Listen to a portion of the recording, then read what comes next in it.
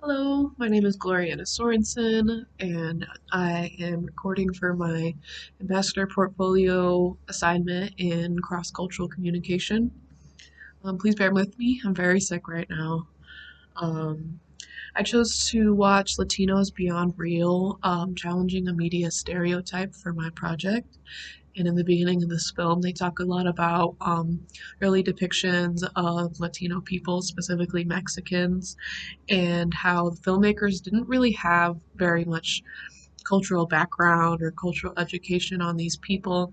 And so stereotypes were used to depict them. The two most prevalent are the Latin lover for women and the violent Mexican for, as described in that film, as or for males.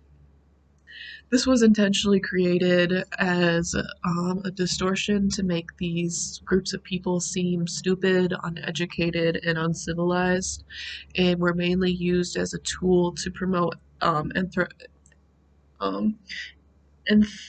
ethnocentrism. Um, it a lot of times was used to promote the white hero and was also predominantly used as a somewhat propaganda tool to justify history. And there was a lot of depictions of early American settlement and sort of justifying why um, Anglos came and basically just forced people to give them their land.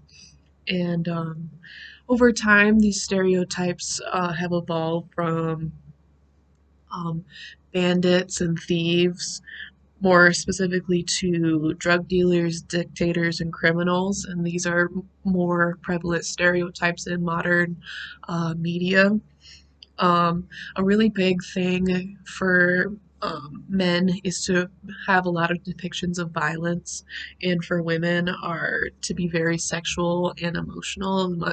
And a lot of Latino women are um, portrayed as people who are very emotional, very, spitfire, very destroy you, and a lot of them are also depicted with accents, and this is a tool to um, create the feeling of other as it is described. They don't talk like us, they don't look like us, and so therefore they are different. And a lot of these stereotypes can be very demeaning to the actors playing them.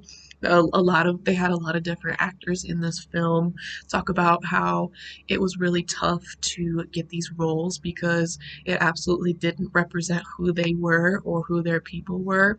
But a lot of times it was the only work that they were being offered.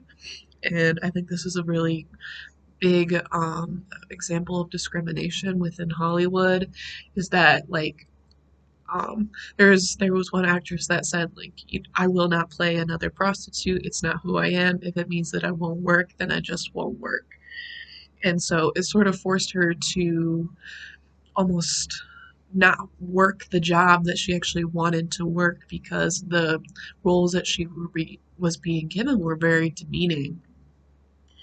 And Latino actors are also treated very differently depending on their skin color or their appearance. People such as Jennifer Lopez or Cameron Diaz a lot of times have been promoted to what would be more considered the white main character because of their racial ambiguity, whereas people like Salma Hayek are usually labeled based on her accent. And also talked about how this is especially prevalent in children's media. Ways we can combat this based on the text is promoting more multicultural education. This was basically originated in ignorance in Mexican and Latino cultures, and also mindfulness. A lot of times, Latino people can sort of be used as a punchline, and this absolutely needs to be addressed and stopped. And also recognizing and respecting differences, not exploiting differences, and um, recognizing that they are their own people with their own practices that may be different but are no less. And we have to steer away from the stereotypes and the prejudice that ultimately comes along with it.